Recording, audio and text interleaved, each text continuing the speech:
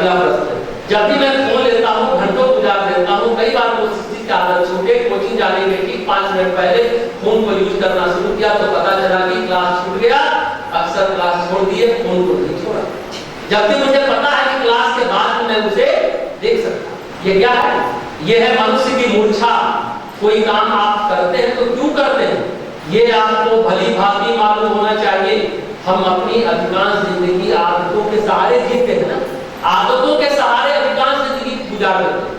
आदतें हमेशा अवचेतन से संचालित होती हैं। आदतें जो है ना, मतलब सोच विचार के नहीं, आदत है बस बिना विचारे सोचे कर दिया, कदम बढ़ गया, हाथ बढ़ गया।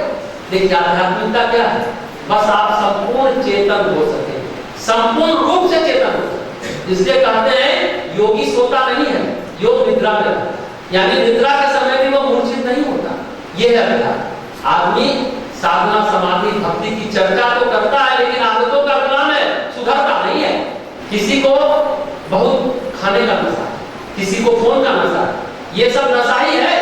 सिर्फ शराब पीना, गांजा पीना, ड्रग्स लेना ही नशा नहीं है, रुपया कमाना भी एक नशा है। बहुत लोगों को ये नशा, अब ये छूटता नहीं है।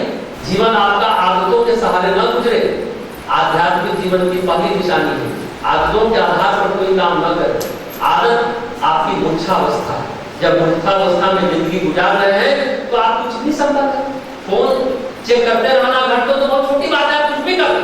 सबसे पहले आप अपनी आदतों से तौबा करें, यानी कंफर्ट जोन से बाहर निकलिए, आदतों के क्षेत्र से बाहर निकल के थोड़ा स्ट्रेस जोन में।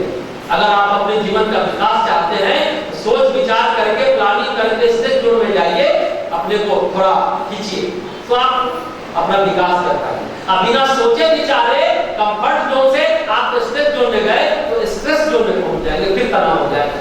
बिना सोचे विचारे नहीं हमको तो आज मसल पावर दिखाना है, 10 किलोमीटर दौड़ गए, आप भी गिर जाएंगे। अगर धीरे धीरे प्रयास करेंगे, प्लानिंग करके करेंगे, स्ट्रेस तो करना है, विकसित होने की बलिष्ठ बनना है तो दौड़ना चाहिए, अच्छी बात है, लेकिन बिना प्लानिंग के मत करिए।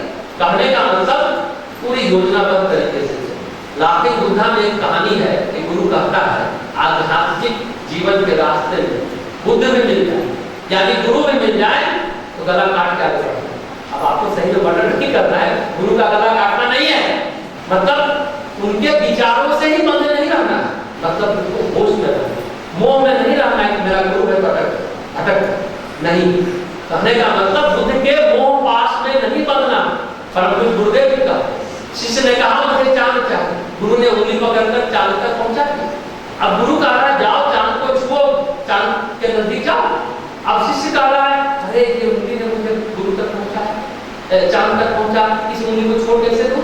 अरे गुरु कहता है कि तुम जाओगे छोड़ोगे तो मेरी चेष्टा सफल हुई, अगर तुम मेरी उंगली नहीं छोड़ोगे तो मेरी चेष्टा असफल हो जाएगी। दुर्भाग्य है सभी शिष्यों का, सदियों से उंगली पकड़कर बैठे हैं, अरे तुम्हारा गुरु कैसे छोड़ दे? वही लाफिंग बुद्धा में कहता है बुद्ध का गला काटकर आगे बढ़ जाओ, यानी मोह पास में मत बंधो, होश में रहो, जागृत रहो, जगे रहो। सबसे बड़ी बात है मूर्छा त्यागिए, फोन अपने आप छूट जाएगा। जब ध्यान प्राणायाम आसन करते हैं ना, योगासन, फिर सोच कर प्लानिंग करके आप चलेंगे तो सचमुच आप चल पाए। प्राणायाम से कहते हैं इमोशनली आप स्ट्रांग हो, और इमोशनली वीक नहीं है तो आप काम करें।